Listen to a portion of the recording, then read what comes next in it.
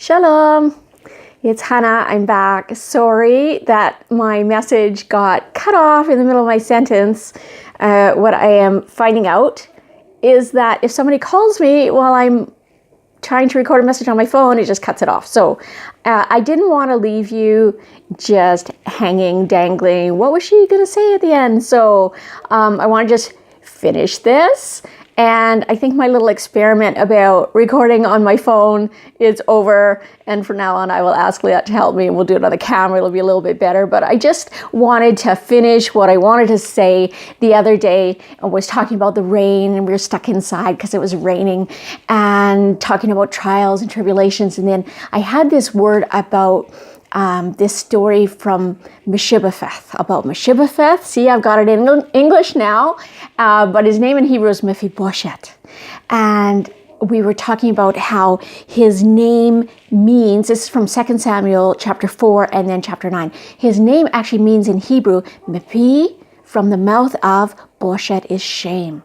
From the mouth of shame. And here was this guy living in a place called Lodavar. And I was saying how, we just miss these little nuances and things if we don't know the Hebrew. So he's living in a place called Lo Davar, which literally means nothing. Nothing. He's living in Nothingville, and he's a cripple, and he calls himself a dead dog. And King David, in all of his virtue, he summons this man, Mephibosheth.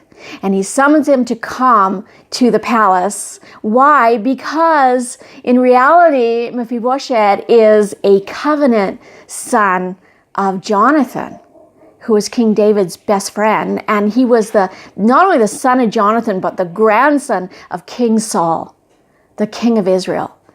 And so isn't that kind of sad? Here's this son of royalty living in Nothingville, Lodavar, a cripple, calling himself a dead dog.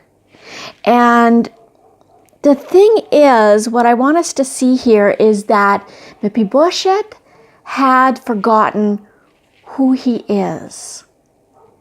He was dropped as a child.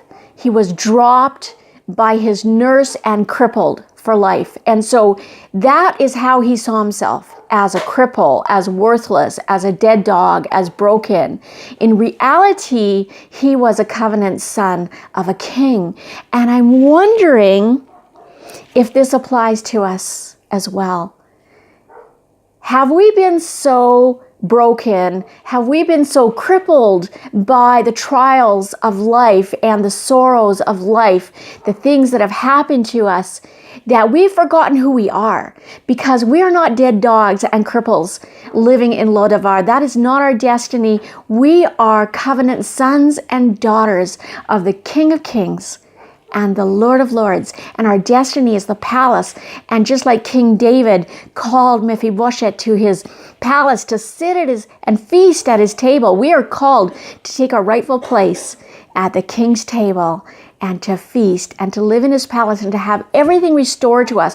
I just feel like God wants us to rise up in the authority that he's given us as his children to claim our inheritance, to claim our rightful place at his table, and stop calling ourselves dead dogs and cripples. That's not who we are. That might seem like who we are, but in reality, that's not who we are. We are seated with him in heavenly places. And so I want you to remember that you may have been dropped, but you're not forgotten. God didn't forget about Mephibosheth. He brought him to King David. So you may have been dropped, but you're not forgotten. You may have been divorced, but you're not forgotten. You may have been abused, but you are not forgotten. God remembers us. He hears our cries, just like we are studying right now in Parashat Bo about the Israelite slaves. They were set free from Egypt, but they still had this kind of slave. They were abused slaves, and they had to be transformed into a kingdom of priests, of Kohanim. We are a holy nation, Am Segula, Am Kadosh. That word, God says we are his Am Segula, it means his special treasure. Segula is a word that means a special treasure. And it comes from the word sagol, which is the Hebrew word for purple, which is the color of royalty. Right? We are royal sons and daughters of the King of Kings and Lord of Lords. So I'm wondering if you can hear today through my words, do you hear the King calling you? Do you hear him calling you out of Lo Davar, out of that place of nothingness where you are just existing? Do you hear him calling you to take his rightful place in the kingdom, to feast at his table, and to rise up into that covenant son or daughter of royalty that we are in reality? Amen? Amen. Shabbat Shalom from the land of Israel, and look forward to speaking to you again in this beautiful, glorious land.